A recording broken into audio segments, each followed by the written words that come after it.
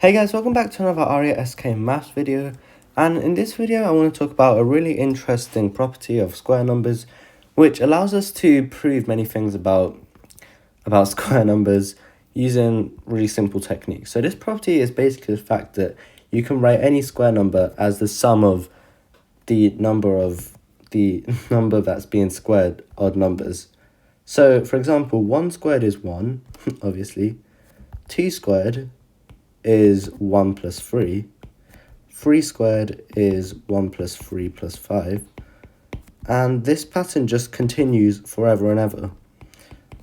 4 squared is 3 plus 5 plus 7. You can see if you add these all up, you're going to get 12 plus 3, which is 15, plus 1, which is 16, which is 4 squared. So this pattern continues forever. And yeah, this is just a really interesting pattern.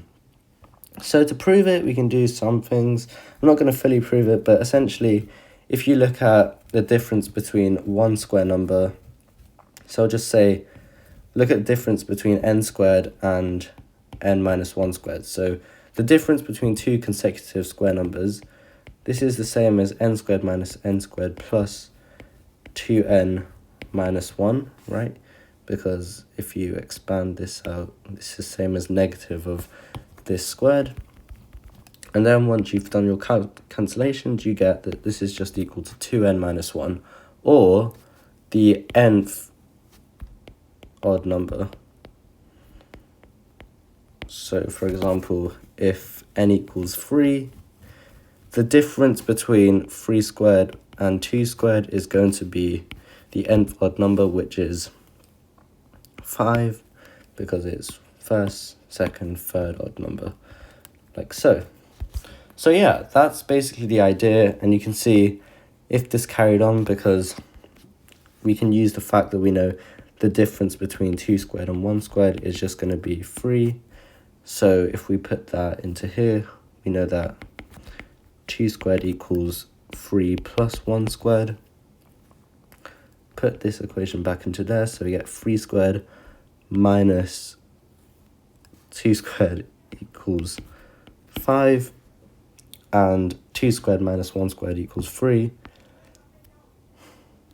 So if we put this into here, 3 squared minus 3 minus 1 squared equals 5.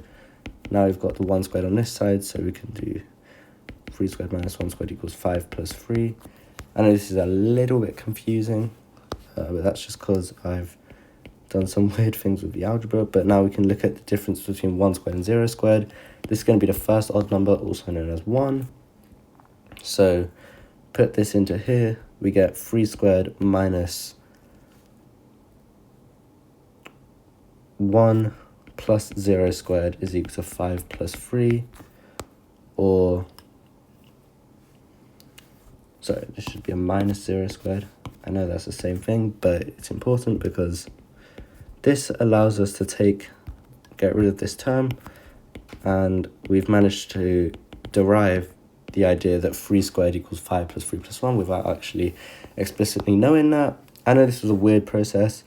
I probably could have made it a bit more streamlined, but hopefully you can see the idea. And effectively, we're trying to take the square numbers all the way down to get to the 0 squared term, which we did here, which we can just cancel out, and then after we've moved all of the constant terms to the right-hand side. So you can see that's the basic idea of how we could prove it. Obviously, we could use a proof by induction, the idea that the nth square number can be represented as the sum of starting from 1 all the way up to the I think this would be the nth odd number, right?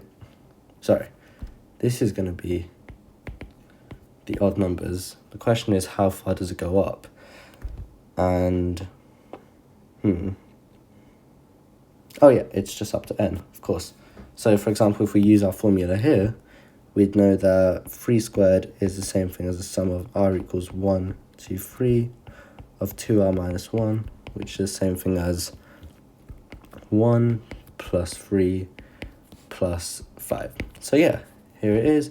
And obviously we can do a proof by induction for all natural numbers n to get this to work. But that's the idea. That is the pattern, which is interesting, and it has some really useful properties. So for example, I might do a video later on proving this identity. The sum of squares is actually equal to n plus 1, 2n plus 1 over 2.